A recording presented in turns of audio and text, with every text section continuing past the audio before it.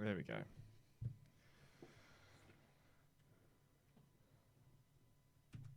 Now Raw has invaded NXT. I think we're live. Maybe. I don't know.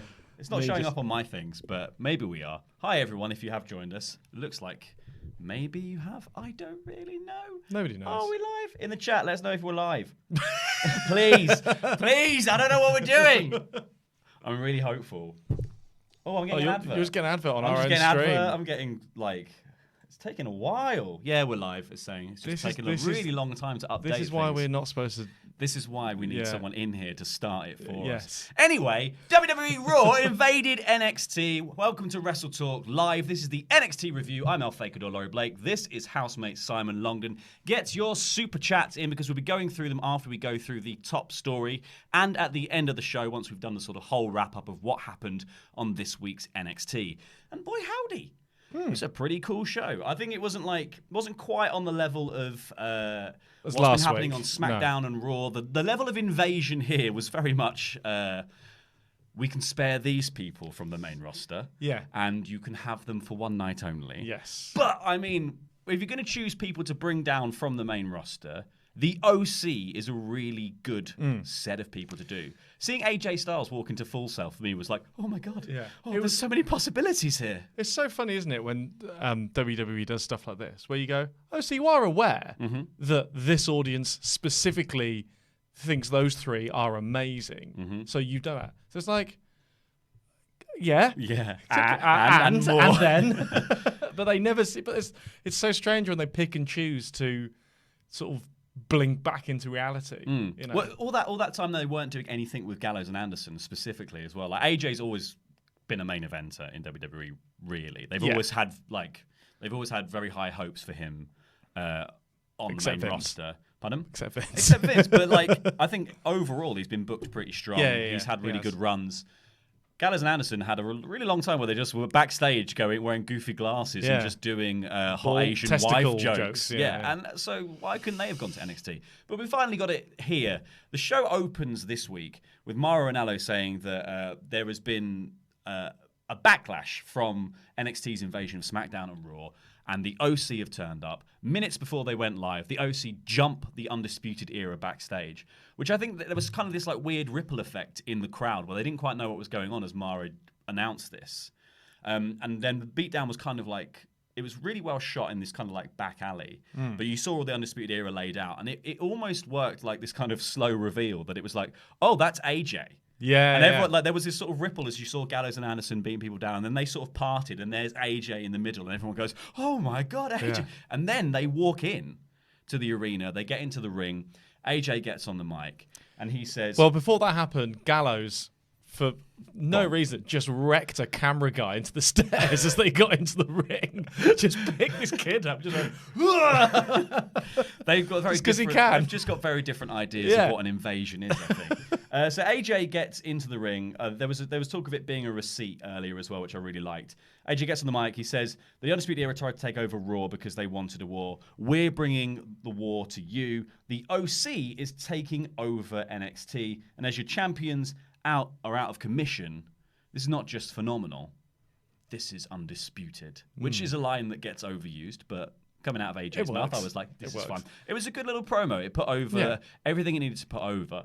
But then Ciampa's music hits, and he walks out to massive Daddy's Home chants and all the kind of...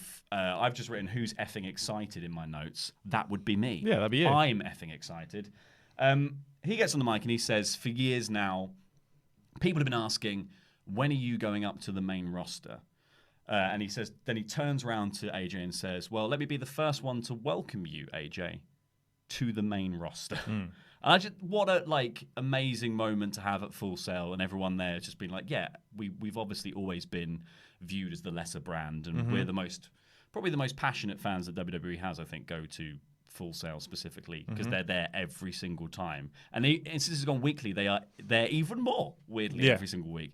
I love this promo. I loved seeing them staring down. He says NXT has always been the show, and it also happens to be Daddy's home.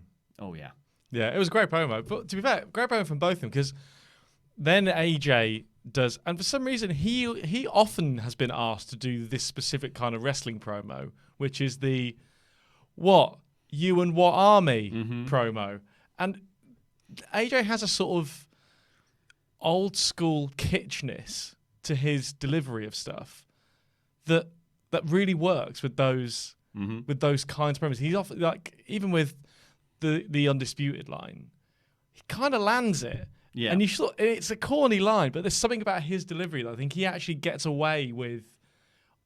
He's sort of, whatever script he's obviously given, I feel like what he does is just distills it to its like most fat-free essence, and then just says that version of it. He's weird. Do you know what I mean? Well, I think because he's interesting, AJ, because as the babyface, he's always really fiery, and as the heel, he just plays it kind of straight down the line, old school heel, and is very cocky.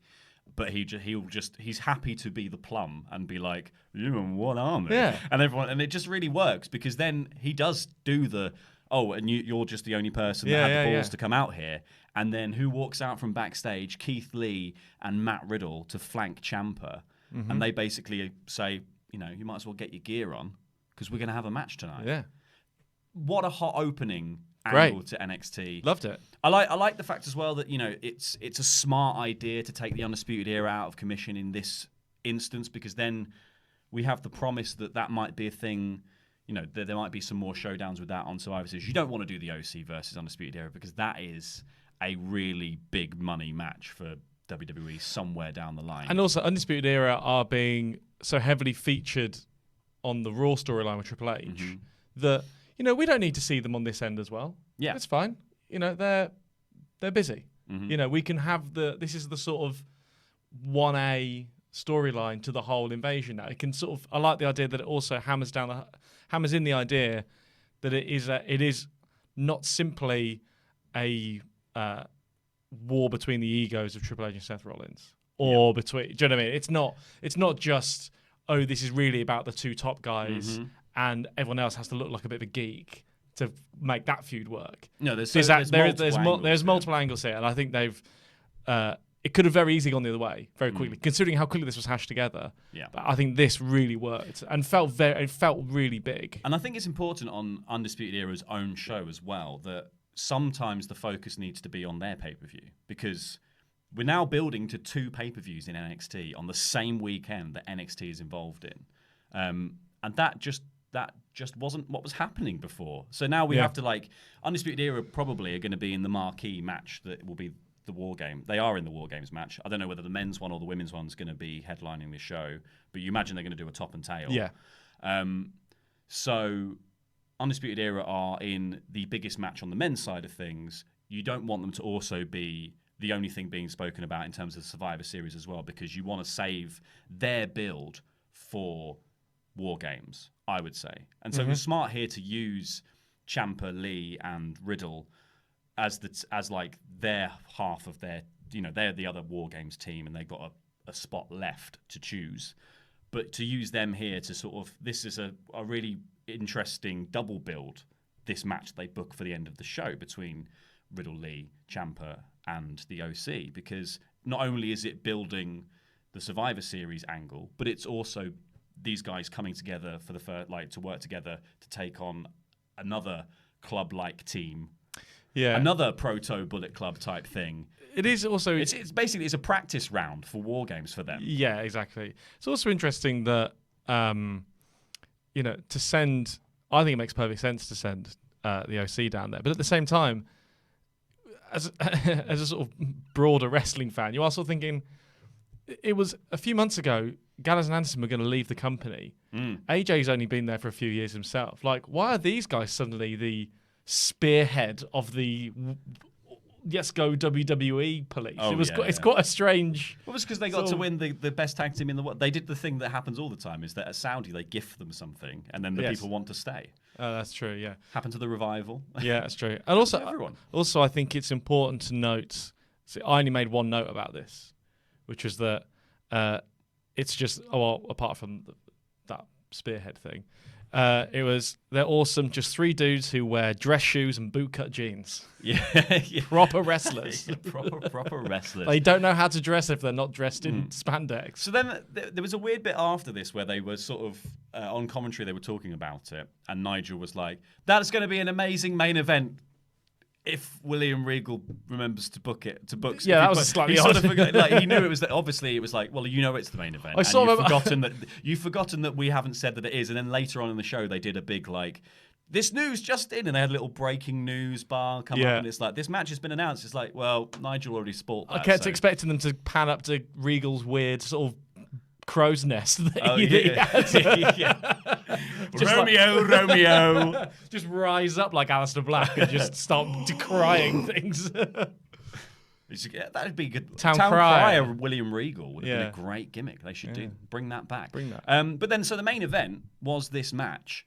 What I enjoyed about this was that when the OC were coming out, the Full Sail crowd were completely playing along with the idea that they're the bad guys, they're the heels, and they were getting the right boos and like, as big a deal as it is that those 3 guys are there, and it is crazy to think like you're basically in front of the biggest wrestling fans that WWE has. So these people, like people who were seeing them turn up and being like, well, we knew all the New Japan guys who all came through here. Finn Balor was over before he ever wrestled in NXT. To know that Finn Balor's in the back somewhere and these guys are out here, this is madness. Yeah. And they still went, no, you're the bad guy, so boo. That's part of the story. This is, I think, Which is the fun of the sort of suspending your disbelief. Yeah, and also this is the benefit of doing it in front of a smaller crowd. Because the bigger the crowd gets, the more on their own they are. They're a different beast. Whereas with a smaller crowd, I think they're just more likely to play along. And I think maybe for casual fans, it makes the product look smaller, which is a detriment. But the plus side of it is that the narratives come across so much more clearly. You feel the reaction much more viscerally. It's just so much more clear what is happening at any given time, and I think it's a real plus for you forget how much the crowd is involved in getting over. We're so used to those weird mixed reactions in big crowds now. Yeah, like when Ciampa came back after heel turn on Johnny Gargano, and like he didn't speak in his promo, he got the same reaction that it took Roman Reigns beating The Undertaker to get for just throwing Johnny into a barricade and knocking him about a bit. But like it went on for so long, but it felt so visceral because it was it feels like such a small community. And I think that's what was beneficial here, is that it allowed the OC to feel like the heels. Whereas I think maybe in some other rooms, AJ Styles walking into the room is always kind of a big deal. Yeah. And I think the match itself was really, really fun. It was really good. The NXT guys came off looking really good. The OC looked like the sort of consummate tag team professionals they were. AJ did that brilliant thing that I think AJ manages to do, which is even though he's the small guy, he always looks intelligent. He always looks like he's in control. Even up against Keith Lee, he had the right answers, the right things to do. Yeah. And I just think that's such a good character trait for AJ to have, is not to be the sort of sniveling heel or like, I'm outmatched, he's stronger, whatever. I am such a consummate professional that if I have to chop down Keith Lee, I'll do that easily. And he does in this match. And, it's Anderson who takes more of the sort of, you're the small guy against the big guy spots. Yeah, and I think this is why AJ, I think, still is very much in the top 5 workers at the minute. There's lots of people who are able to do more spectacular things than AJ now just because of age and whatever. But his experience and the breadth of people he's wrestled for so many years, like you said, the subtleties of his work now, he really can just drag gold out of anything. So when you put him in the ring with amazing athletes, it always clicks every time. He is amazing, and it's kind of. It's also just fun to see them. It's been happening recently just with their sort of small push for the OC thing anyway. But the swagger that they come out with, you forget that when they get put into the context of something like NXT, suddenly that's magnified. Suddenly they felt these are like rock stars turning up. It was funny how, because I didn't expect to feel any of that, in the match or otherwise. And I actually really felt that from the crowd as well. I just thought it was a really interesting dynamic. So I saw the spoiler that the OC were there on the train on the way in this morning before I'd watched NXT. And fortunately, it was the opening minutes of the show, so it didn't really spoil the show for me. And that's all I saw was them turning up. And just the walk around from the station to here, I was like, oh my God, Yeah. what could happen? I was like getting there, trying to get there as quickly as possible so I could find out. And I just think everything about it paid off. Like I thought this match was so well structured as well, in the fact that it was started as this big brawl, so it felt like brand supremacy, kind of everyone's quite heated. You've come here to our home soil and attacked us in front of our fans. And then it broke down into the OC working over Ciampa and then didn't work over Lee, but like keeping Lee out of the match. And then it built up to this big Matt Riddle hot tag. And he just went crazy. Yeah. Like he came in and he hits like that was it. He hit big jumping forearm strikes on AJ and Anderson in the corners, big exploder suplexes, broke onto AJ's front, broke onto Anderson's back, the PK to AJ, big gut wrench German suplex into a pin.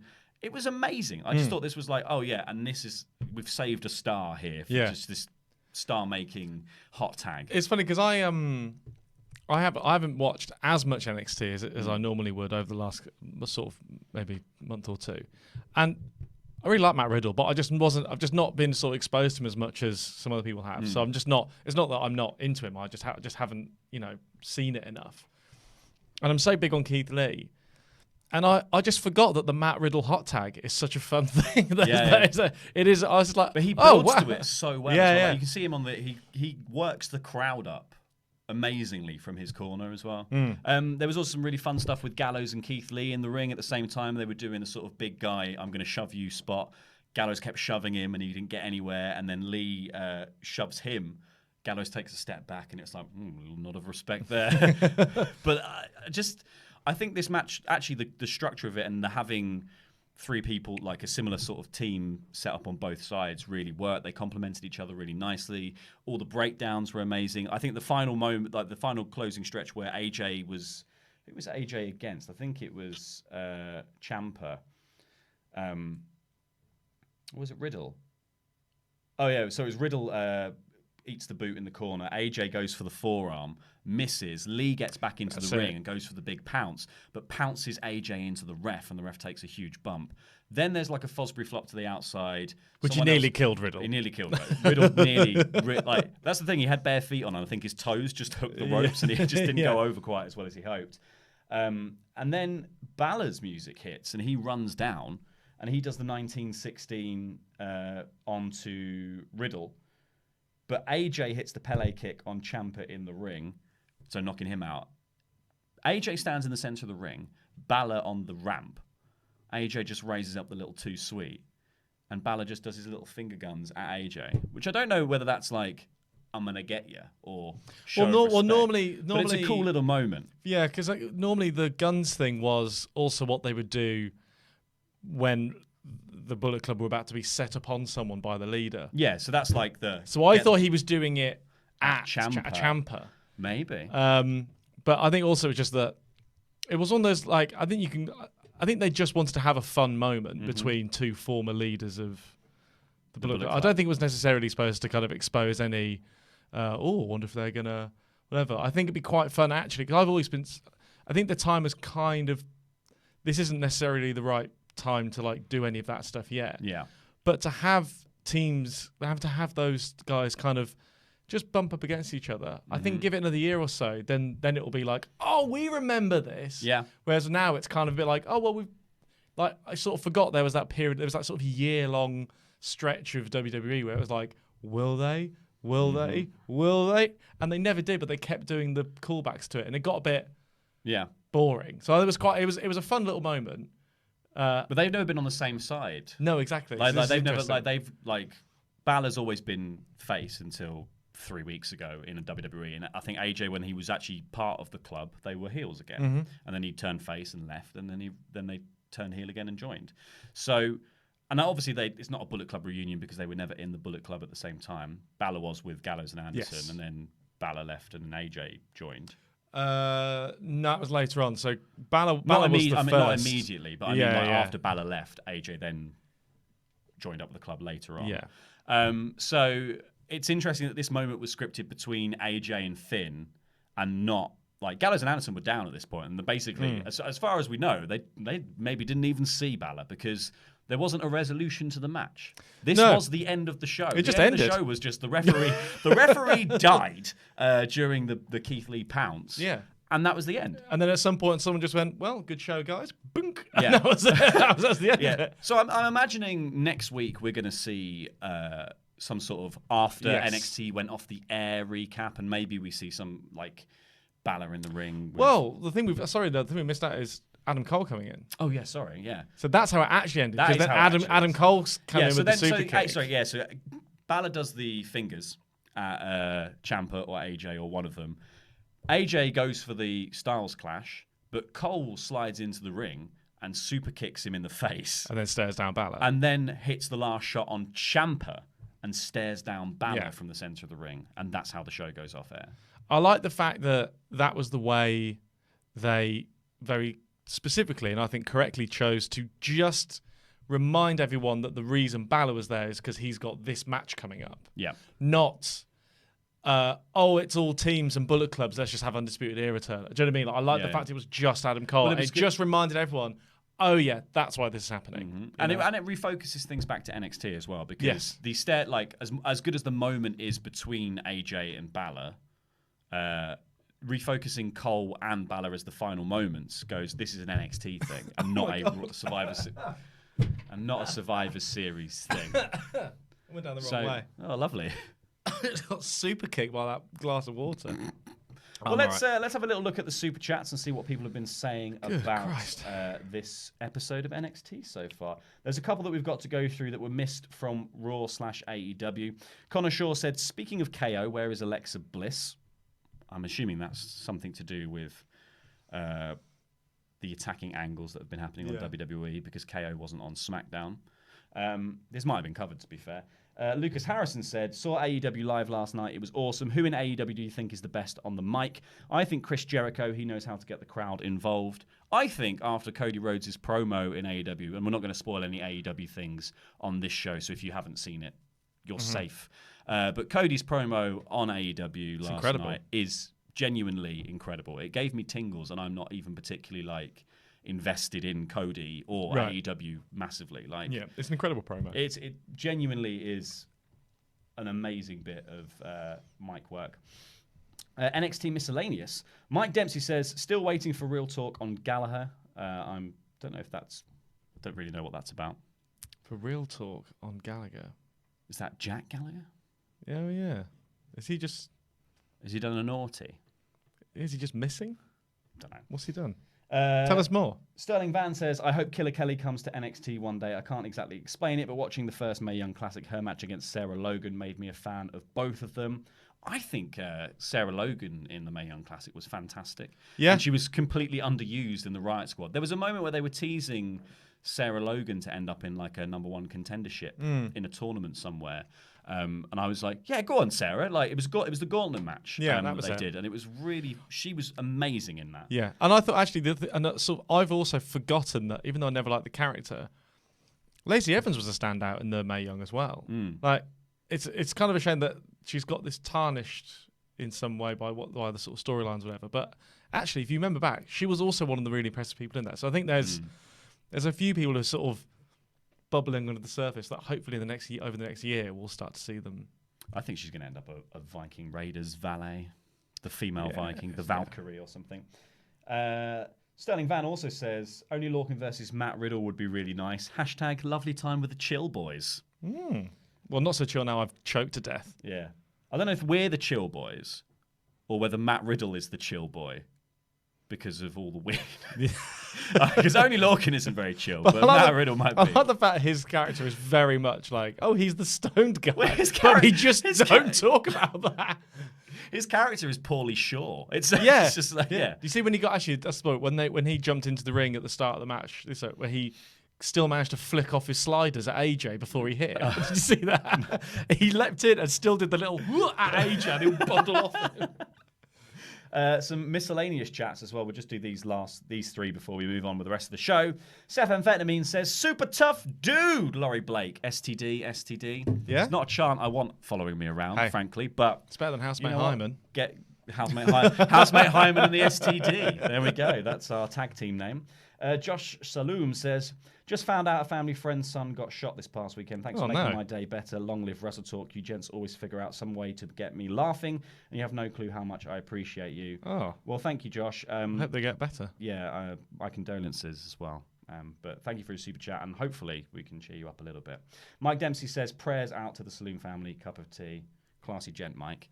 Let's move on with the rest of NXT and move back to the next thing after Damien Priest versus Pete Dunne. Yeah, Damien Priest versus Pete Dunne. So a match I didn't necessarily want to see again, but I'm actually quite glad I did. This is the first sort of they still got these moments, haven't they, in the new 2-hour NXT, where this match would have happened on the old NXT. It would have been about 45 seconds, and it would have it would have started, and Killian Dane would have come straight out, and it would have just been one of those.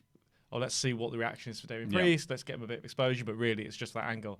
Now they're just having the match, so there's a few matches now that happen. You just go, oh, I don't know why this is happening, but yeah, fine, I'll watch it. Yeah, well, I think because it's funny that this is also, by the way, this angle is happening in reverse every week. Yeah. They keep doing stuff, and then at the end of it, go, angle. Yeah, they're like, Killian Dane! All Killian Dane is doing now is he's just like interrupting. It's just, he's the interrupting cow. It's like, it's just this really weird angle for him. But this match, at least, like the match against Pete Dunne with Damien Priest was the first match where I was like, oh, I understand Damien Priest now. And I actually get the character and what he's about. Yeah, he's a sexy man. And he chose a side. Like, he chose like to be heel or face. It wasn't just like, all we saw before was like weird squash matches where it didn't look very impressive because he was just doing sort of rolling elbows and rolling kicks and then doing his crossroads thing. And when he went against Pete Dunne and actually had to put on a longer show, you were like, oh, okay, I get why they signed you. Because the Punishment Martinez match that he had before they forced a name change on him was really good. Yeah, he's really talented. Yeah, but that's the thing. So he was clearly more well suited to longer matches, and I'm glad the format went to 2 hours because now they're just put more wrestling in the show. Yeah, that was their solution to going to 2 hours, which was the right solution.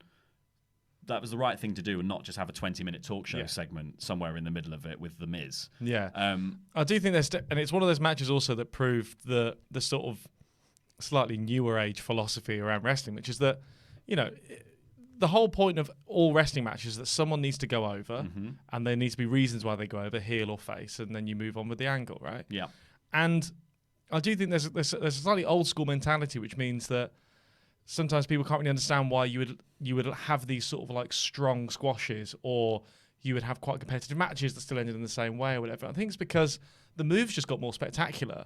I think it looks like, I think to a younger audience, it doesn't seem so, like as much of a whitewash as I think some slightly old school fans think it might be. Because I just see that's just sort of a bit of a weird thread that happens with some of the NXT match where they go, well, I don't really know what the point is of just two people having a really competitive match and then an angle happening. It's like, well, it's because they should be competitive. Yeah, that's why. It's a spectacle. Yeah, and it's a show.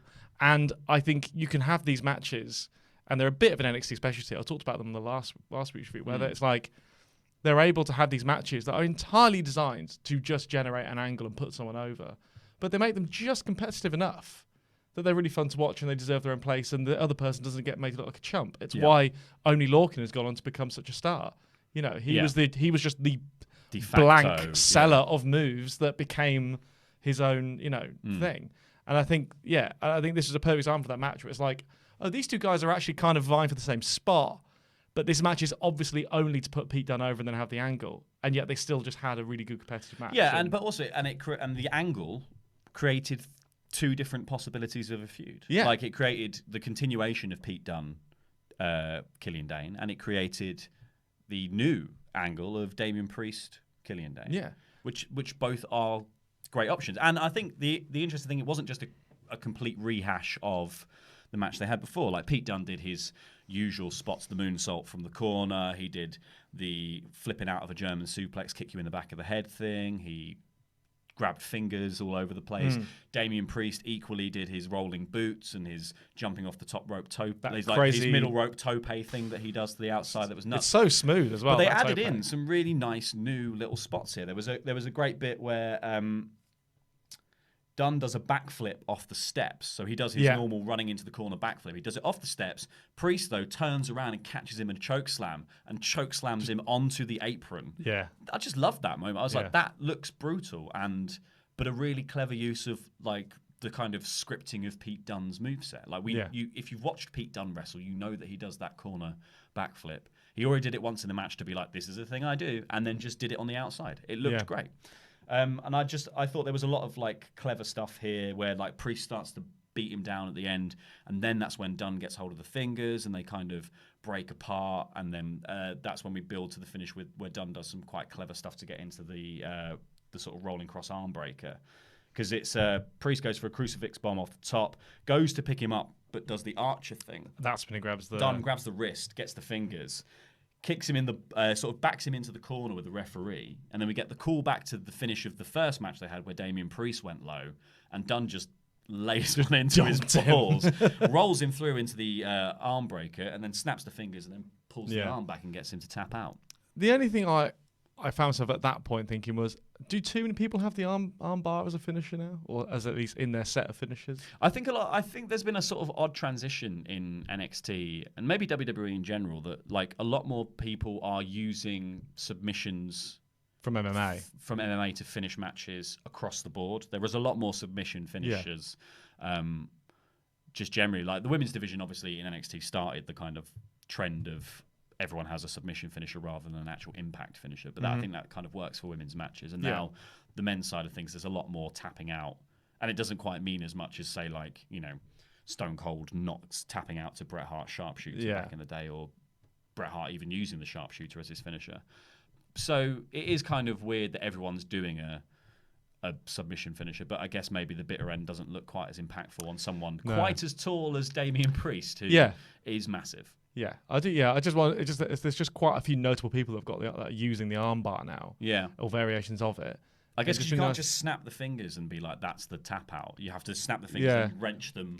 Just be good to see. There's so many. It'd be good to see just people just delve more into the MMA stuff and find some more interesting locks and stuff. Because really, the funny thing is like the sleeper holds and stuff. They're like Samoa Joe does or Shayna Baszler. You know, really they are choke holds that in MMA are like the most devastating choke. They're the ones that people just have made careers on. You know, just pass so out. it's just funny how that's now been trained back into the audience. But yeah, I think a lot of people seem to be using the armbar, and it seems someone needs to kind of delve into their back pocket of MMA moves and come up with a new, a different one. So after the match, Killian Dane runs in from behind and attacks Pete Dunne, backs him into the corners, beating him down. Priest gets up, drags Dane off, and then starts to beat Dunne down too. Killian Dane is like, "What'd you do that for?" Headbutts Priest out of the ring. He then huge tackle to Dunne in the corner, who sort of slumps out, and then he hits the big Vader bomb. But then as he shoves the ref out, so the ref just sends him away. He then goes to walk up the ramp, everyone chanting, "Shave your back, shave your back, shave your back." And then Priest runs back in and starts to brawl with him.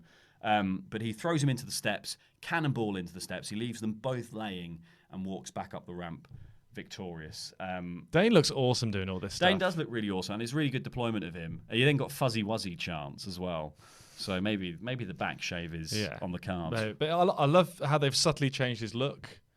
I like the sort of new sort of aggressive characterization he's got. I just think it's all subtle. It was all there before, but I think they've just slightly. It's a very subtle repackage. I think it's really worked for him. I think it's one of those things with him though, where it was like Insanity, he was just the muscle, and now he's the muscle and the brains, and it works. Like he's clearly quite a complete wrestling package.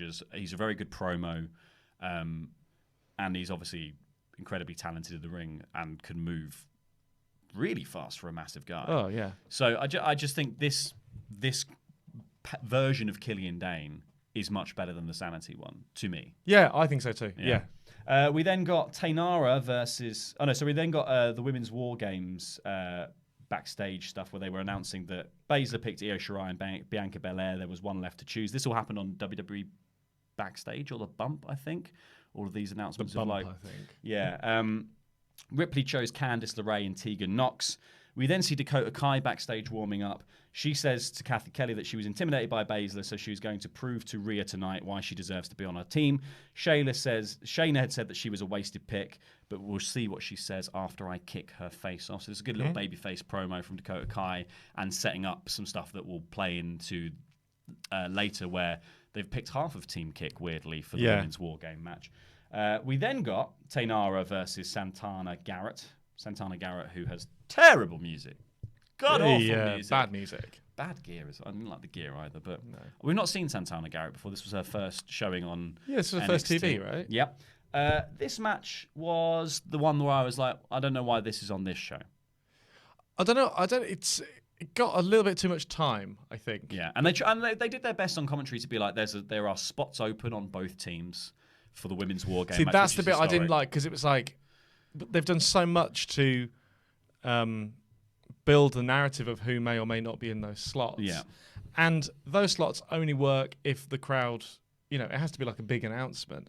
So these two obviously aren't going into that. So I was a bit, give them something else to work with. Give them the reason to work, Like the thing they kept doing really subtly in last week's episode was they constantly reinforced the fact that even though these loose alliances are forming, between the faces and heels now, ultimately, individually, they all want a shot at the title. And that's ultimately why they're doing anything that they're doing.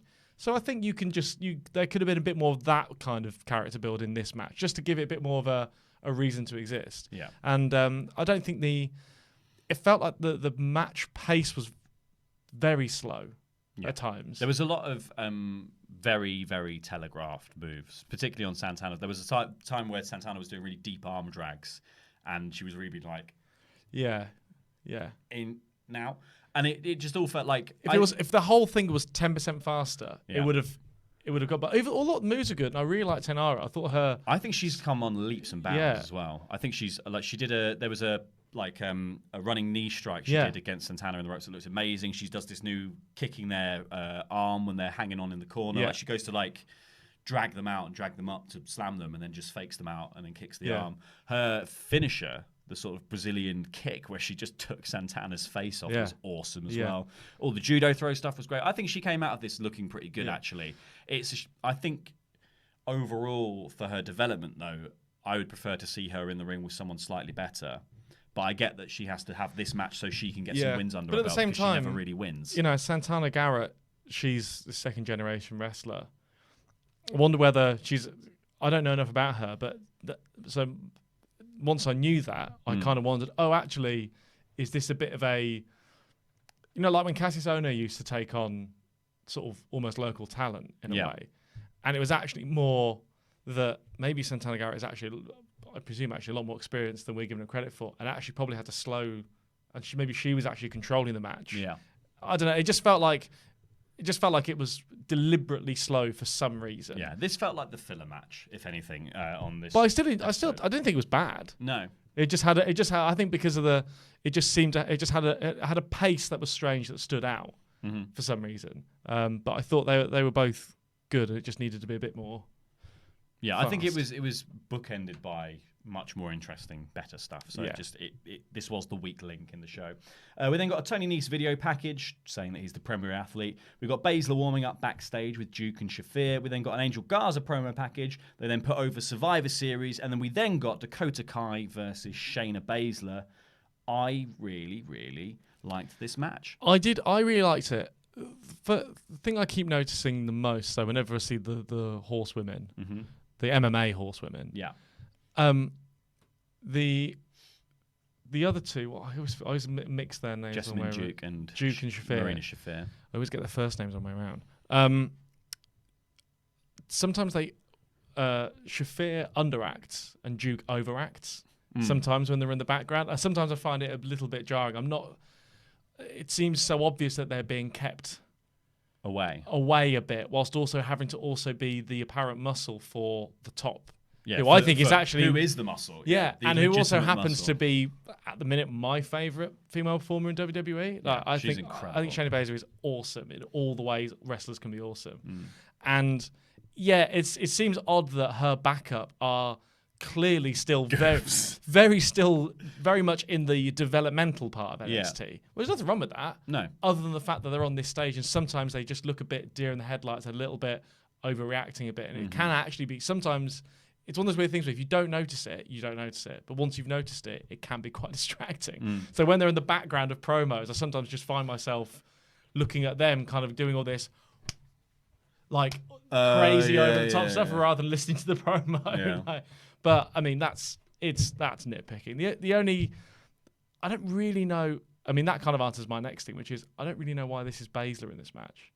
You kind of think you'd hold her back because she's captain of her team. Yeah, and then really the narrative to me would have made more sense if she was saying, as the captain, I am laying down this challenge in some way for you to overcome. Yeah, as opposed to, oh no, I'll just take you on. Yeah, I think normally they should keep champions. Yeah, above the fray of that kind of. Yeah, she should be like so confident that she's going to win at War Games that she's going to prove it by taking on, I don't know, Dakota Kai, who I'm not scared of. But I like the story they told. Besides the story of them getting to the ring, I like the story they told in the ring that Dakota Kai wasn't afraid of Baszler. Yes, and so we've had all these matches back when like Baszler, like kayfabe injured Dakota Kai's arm and stomped it and broke it, and we have had all the replays of Dakota Kai crying after that and all that kind of stuff. Here at the beginning of the match, there's all this bit where she just does all these pump like fake outs on Baszler. She goes to hit her and then she just pie faces her. She goes to kick her and then she just steps to one side and kicks her like lightly on the side of the head. I really liked that storytelling because then Baszler turned it up a notch and took control and started working over Dakota Kai, and Dakota Kai was suddenly right back in that moment again, like, yes. And I just think it was I think they worked really well together. Dakota Kai, since returning, has had a sort of new fire. She's moving quicker. Great. Yeah. She's got such awesome, like, obviously captain of team kicks, but the kind of inventiveness of them I really enjoy. Like I've said it a couple of times, the sort of pull out on the apron, spin them around, kick him in the head spot. I love the one she does where she swings up on them and then knees them in the face. Like, she's got such a cool moveset. I'm glad she got rid of the roly-poly finisher that she was doing though. Yeah, she sort of rolled into a backstabber. Yeah, it just didn't. The role was sort of clearly designed to generate momentum, and took it all away. So the match ends like there's a really good bit where that was it. They did a gut wrench superplex off the top in the middle of the match, and that was when Kai kicks out, but she looks completely rocked. They then start slugging it out. It turns into this big brawl. They did a double down spot where they sort of like there's a big right hand. Kai dodges and then gets a headbutt, runs into a roundhouse kick, discus forearm from Kai. She runs in for a corner kick, but she eats a roundhouse, and then she runs around and hits the corner kick on the other side of the ring. It's like a face wash, they keep calling it. Duke and so then, what was it? She rolls through the ropes. Oh, that was it, yeah. So then we ended up with a step-up knee to the jaw. Kai kicks out, but then immediately gets put into the Kirifuda clutch. Tries to roll out, but then eats another kick and then jumps up. And Baszler sort of swings her into another Kirifuda clutch. They roll and try to get to the ropes, but as she reaches out, Baszler uses her leg to grapevine the arm and then forces Kai to tap out. Which I really liked. It was a great finish. It really showed Dakota Kai's new character. Not new character, but like the sort of resilient baby evolution face. Of her character, and I thought she came off really strong. I just thought, and it made Baszler look awesome. Made her just look so in control of the action. And like, I love the way when she did the grapevine thing. It was like it just felt really real. Yeah, and she really does have that. Like, she brings that element of realism to her matches in a way that never takes away from anyone else doing some quite fantastical kicks or whatever. Like she's such a fascinating worker. But I thought they had great chemistry, and like that big gut wrench off the top was a huge spot. It was awesome. Well, I like the fact that we can keep coming back to this match and we can keep replaying it in like Kai's not scared, and then she becomes scared because Baszler will always go to a darker, worse level of Baszlerness to put you down and make you hurt. And the day that Dakota Kai beats Shayna Baszler, if she's the next, like, even if it's not for the championship, but that day is going to be like a momentous occasion, because even at the end of this match, again, Dakota Kai becomes victim Dakota Kai, because Duke and Shafir jump in the ring, start beating her down. Then the whole same as last other week, War Games team, happens, the big brawl breaks out with all the War Games teams coming down, and they're all brawling. And then Mia Yim runs out with a kendo stick and goes to town on every single person on the other team, standing tall in the ring with Ripley and all that stuff. She looked amazing here. This was like a fired up Mia Yim with the right kind of venom and vigor behind all those hits. She looked awesome. Yeah. I really like this angle. And I just wrote at the end there, I think Mia Yim's going to get picked by Ripley. Yes. But interestingly, we'll come to it later when we get back. That's what they telegraph. That's what it seems like at the end of that angle. But then there's another bit, and we'll get to that when we go to the reveal later on. We then get an NXT Invasion recap, and it's a really, really good video package of what happened on Raw and SmackDown and NXT Standing Tall. I thought it was really cool. Kathy Kelly's backstage with Ciampa, Lee, and Riddle. She asks about a fourth member for the War Games match. Ciampa says, one war at a time. He says, welcome to NXT, boys, to the OC. We left the door wide open, suggesting that they're not afraid. They were expecting this completely. We then get a video package for Isaiah Swerve Scott, who's wicked. We then got Tony Nese versus Angel Garza to decide the number one contender for the NXT Cruiserweight Championship. Loved this match. Yeah, this is yet great. Another one that I really, really enjoyed. Also, another bit of really simple booking. Two guys who are, broadly speaking, quite high up the totem of the Cruiserweight division. Yeah, number one contender. Why not? Just do it. I love it when booking like that just happens, because you don't need to think about it too much. Yeah, and it just gives them something to wrestle for. It just, again, we say it all the time, but like when wrestling's simple, it's great. Yeah, and this is a great example of that. Just two guys, and it's good to see Tony Nese do like getting back into, because I don't think we've ever really seen him reach anywhere close to his potential, not in terms of... Even though he was Cruiserweight champion. And I don't mean that necessarily as a worker, but just in terms of the classic brass ring bullshit that happens with all, WWE talent over the last couple of years. Naughty for swearing. Sorry. But yeah, I just thought it was really... I just thought it was really cool to see him back, and I thought these two had really cool chemistry. Yeah. Nese is so good at being a sort of like... When people are a bit weird... He's really good at being... He's like so straight-laced, the sort of professional athlete thing, that he gets like thrown off by people's weirdness in a sort of really funny way. I love that. Yeah, and there was this whole bit, they did a great spot building around Garza taking his trousers off, which I do just think is such a fun little spot to play with. And Garza undoes them and like stops Tony Nese. I can't remember what he did to stop him, but he just holds him back with one hand and goes to do the trousers, and Nese just gives him this huge chop, stopping him. And then they build into this whole spot in the corner.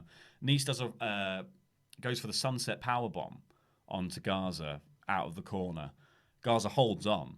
Nese tries again, doesn't get it. Tries a third time, and the trousers come away, and he sunset power bombs the trousers onto the floor, leaving Garza like in his trunks. I just loved it. I thought it was so fun. Although it's funny how the crowd still react to the trousers coming off as if someone's trousers just came off. They don't react to it as if like, that's just his gear. Like they react to it as if like if my trousers came off. They're like, ooh. It's such a fun spot. I loved it, and Garza is getting more and more over as time goes on as well. I think he's going to be a really big deal in NXT. Yeah, I think. I hope that they don't immediately turn him into the sort of in the mold of a Del Rio, the sort of good-looking sort of like lucha sort of icon, smarmy, rich, like all that kind of stuff they've done before. I hope they just let him. Because he's actually, he's very handsome, but in a sort of like cute way.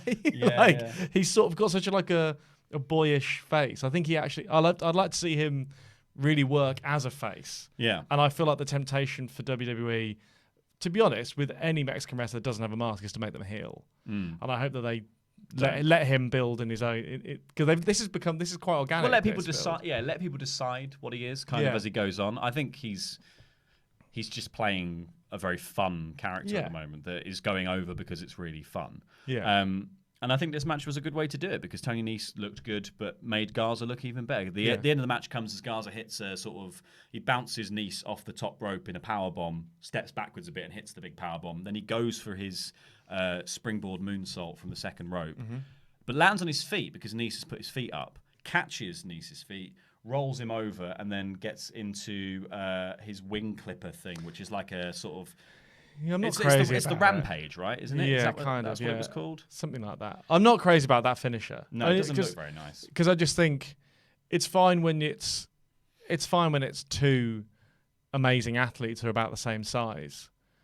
But if he just drops from his height with anyone, I don't know. It doesn't look that. It looks damaging. it looks a bit too clunky. Yeah, but it's a fine. You know what's a bit like? It's a bit like, you know how Velveteen Dream's DDT always kind of felt like it had one too many steps in it. Yeah, and the same with Andrade's Hammerlock DDT. And over time they've worked out ways of making it a little bit fluid, a little bit more fluid, yeah. And now it works. I feel like this might be. I don't think this is necessarily when this move. I think will. Yeah, well, because you either go the other way and you do the one-winged angel, which is so complex that you don't ever hit it.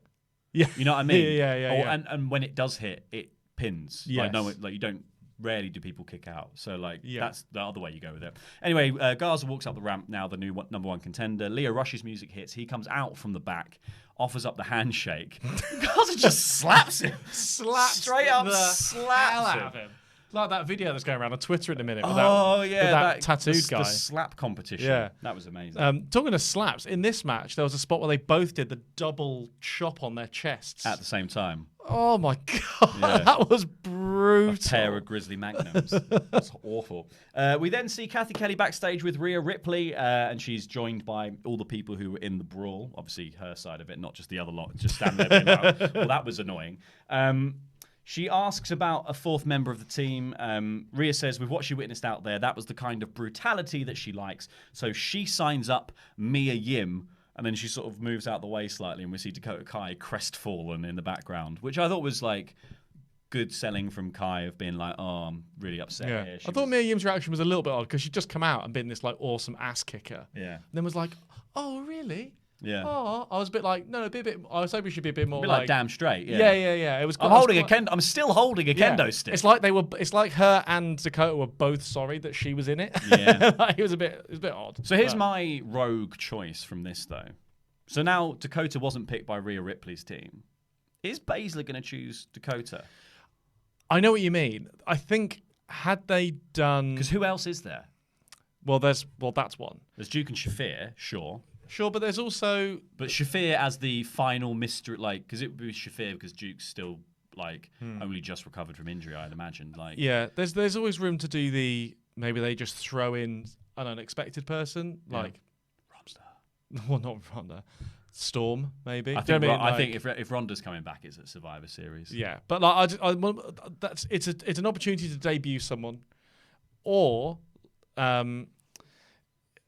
If the end of the match had ended with some moment between Dakota and Shayna, I think that would have made that a lot more obvious that switch could happen. I just wonder because it's like Baszler's team's got a hostage. So at this point, I don't know who else it could be. Yeah, say all the bits where they're locked in the cage at the beginning of the match, and Rhea Ripley and Baszler start out the match in the ring, but Bianca Belair and Io Shirai get locked in this cage with Dakota Kai, and they just obviously are now trapped. She's trapped in a cage with two people that can just beat her up, and they can basically hold her hostage to the other team. Wonder if they could even do a double where this is just me fantasy booking it now, but they just they just don't bother getting that fourth, the heels, and then so they just decide to take out one of the other team members. So it looks like it's going to be... So then the faces then ask Dakota to finally be a part of the team. And then at the start of the match, she just switches sides. And it's just like a brutal... That would be quite cool. Yeah. That isn't what they're going to do. I think it will be Dakota. But I also don't know why they would necessarily suddenly switch. It'd be a bit silly to pick Dakota because she might also just lie down and let Tegan Nox pin her. And also... Yeah. You know what I mean? And be like, and we won the match. Okay, and also you can't suddenly... they've only been back a couple of weeks. And I don't think we can suddenly start... No, flipping them like we don't need to start turning them already. No. I just wonder if there's some, like, as a sort of weird psychological, maybe there's some storyline there with that. It seems like that's definitely they're suggesting something like that could It's happen. an interesting carrot to dangle. Yeah. That classic narrative device. Yeah, you know what it is. So we then got Isaiah Swerve Scott versus Dominik Dijakovic in a wicked match. I loved this. This was another, on what it was a show full of highlights, this was another really, really fun match. It's interesting because I think we've had so much Dijak versus Keith Lee recently. It's good to see him work with someone of a slightly different build. Yeah. And again, go back to being the dominating powerhouse style, but also able to do all the high-flying stuff when he's in there with someone who is so clearly a high flyer. Yeah, I think the interesting thing about Dijakovic is a big part of his appeal, and perhaps this is just appeal to sort of maybe a different kind of fan, but like his athleticism, I think, is used almost best when he takes moves that bigger guys don't normally take. You know, like, sure, him and Keith Lee can do the flipping pile driver, but I don't think Keith Lee could take that from Swerve Scott. No. And take it so perfectly. I think that's something that I'm always amazed at Dijakovic's ability to take these, cruiserweight-like moves and take them so smoothly and, really sell them, but then also, also make sure that throughout his matches he constantly sells the choke slam and help and his big moves. Yeah, it's just it was a great work match. Well, really, this was really fun. It was a match that wasn't really going anywhere. It didn't have a story to it beyond they're just two great guys. You get to see them as a sort of warm up for the main event. They've been pushing and I think Isaiah with a few of those packages over the last he won on 205 and 205. This week, I think, is coming from Full Sail anyway, and I think probably that's a trial run for the future.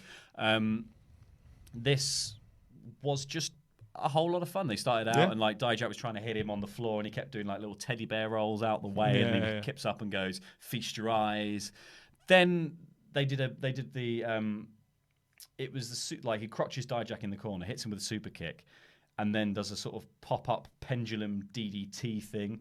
Dijak kicks him off the top rope, drags him into the torture rack, and goes to the Feast Your Eyes, rolls him up for a close two. But then Isaiah flips out of the Feast Your Eyes and rolls him up in the process of it, gets a really close two. I just thought this was kind of well played in the power game, in that Dijak is very strong, but Isaiah is very crafty. Yeah, and also it kind of suited because Dijak's finisher, the sort of that thing, like the way he kind of rolled out of that as well. Like I think it kind of they had great chemistry, as because also Isaiah Scott's he was bigger than I thought he was. He's quite tall, isn't he?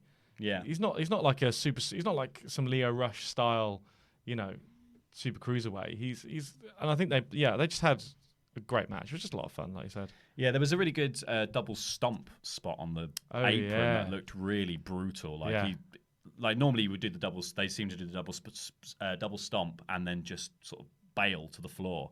Isaiah just landed on the apron. He sort of just stood directly on Dijak for a second and then just went, he sort of managed to get his feet to kind of go either side, but also still make it look quite impactful. It was really well timed. So then it sort of built up to a really big choke bomb.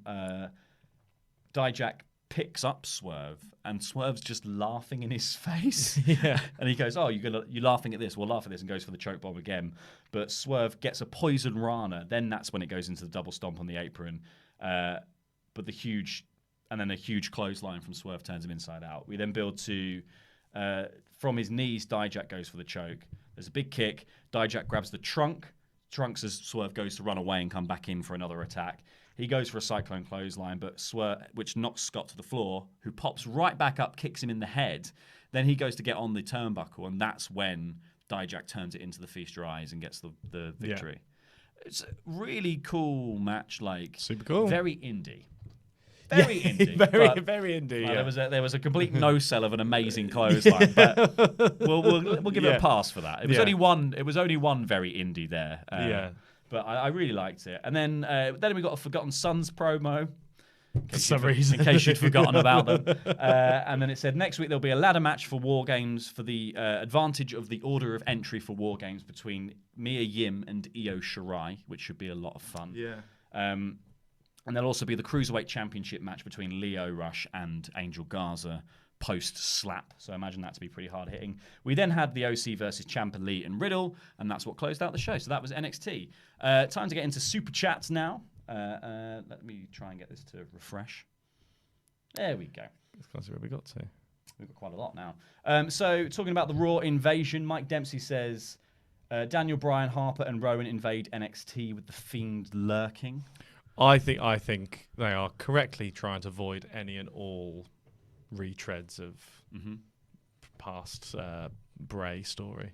Yeah, I think they should do, like, I wouldn't mind Daniel Bryan going down and having a sort of, his moment to sort of get his own back for what happened on SmackDown with Cole. I'm not sure they can. I'm not sure they can actually afford for him to go down. I think enough people have actually.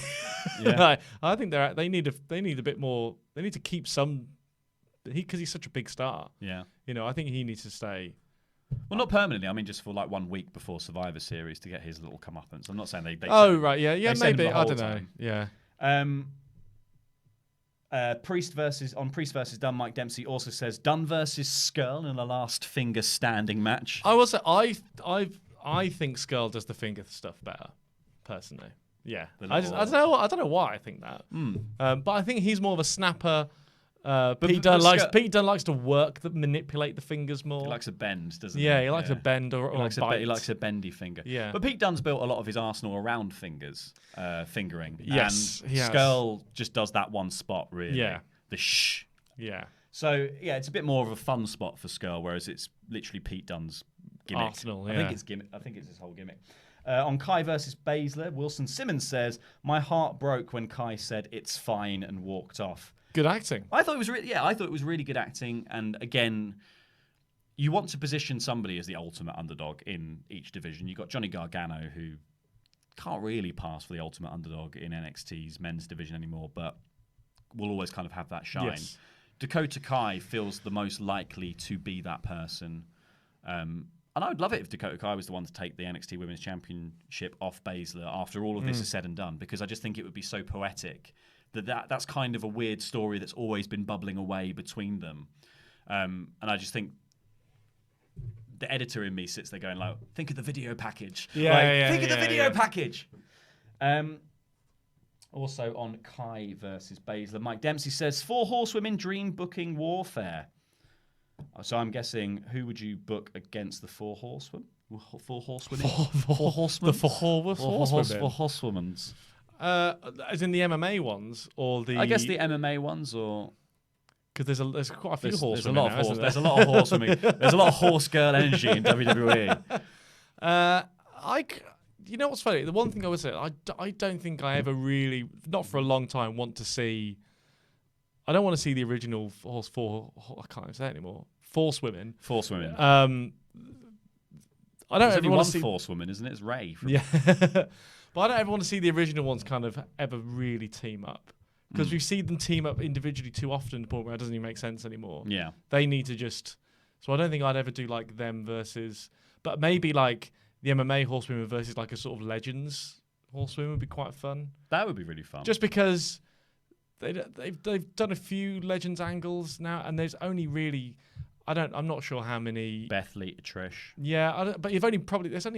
I don't think they've got quite a limited time left to really sort of still work in the ring. I mean, Lita's already nearly killed herself doing her own finisher. Every time. Was it only every time? It was the Rumble, wasn't it, when she was last? Yeah. So I think that would be quite She's fun. not been seen since. I know it's a bit sort of on the nose, but I think that would actually be fun. Because the viciousness of them, a bit like the fun thing about we've seen a lot of like, I'm going to take out some Legends to get some heat stuff. Yeah. But like when Autumn was doing it, he was so vicious. Yeah. And I think it would be fun to see a women's stable just be like, oh no, we're not just going to try and beat you old gals. Like we want to murder you. We're going to murder you. And I just think that'd be a cool dynamic. I think it would actually work from a sort of the perspective of like you lose a step maybe when you get slightly older, but to take MMA style moves is probably a lot easier because it's just an MMA style move in the fact that you just, I'm just going to throw you over here now. I mean, Randy Orton RKO'd Mae Young. Yeah. So I guess there's that. Miscellaneous NXT chat. Baggy says, whoa, Riddle's 20-hit combo hot tag, his ultra combo, was magnifique. Best hot tag along with Matt Jackson's in the biz. AJ and Baszler in War Games. Lee main event for the last 3 weeks. Wow. I am just obsessed with Keith Lee. He's incredible, isn't he? Yeah, he's my favourite worker at the minute. He's unbelievable. He's just so charismatic but so interesting to watch in the ring. AJ and Baszler in War Games. I feel like that's going to be a Survivor Series. I think NXT is going to very much be self-contained at TakeOver, at War Games. There might be maybe one closing angle to push people from War Games to Survivor Series. Mm-hmm. That's the most I can sort of see. It would be fun to see Baszler put together a club finally, and take that club from NXT back to Raw or SmackDown, and then have a thing with the club, and then that be because they've signed, they're going to be there for their contracts another 3 years. Mm-hmm. So I think in that time there's time to just have that passing of the torch and let Baszler have his own. And to be honest, Keith Lee should be in it as the enforcer, and then anyone else. I think also Baszler at War Games is most likely to take on Johnny Gargano. I think that's why they're keeping Johnny out of TV. It seems very deliberate at this point, doesn't it? We've got 2 weeks to go reveal. Our WrestleTalk miscellaneous, Mike Dempsey says Jade Starr versus the Librarian. Who wins? The answer is Jade Starr, who bullies them with musical ability. And that's it for Super Chat. So thank you very much for watching. That is all we have time for on this edition of WrestleTalk Live, doing the NXT review. If you are watching on Catch Up, please click the videos that have appeared on the desk in front of us to watch more awesome WrestleTalk content. And this button right here that will make you a pledge hammer on Patreon. I almost got through an outro about flubbing it up. I've been El Fake Blake. This has been housemate Simon. And that was NXT. This one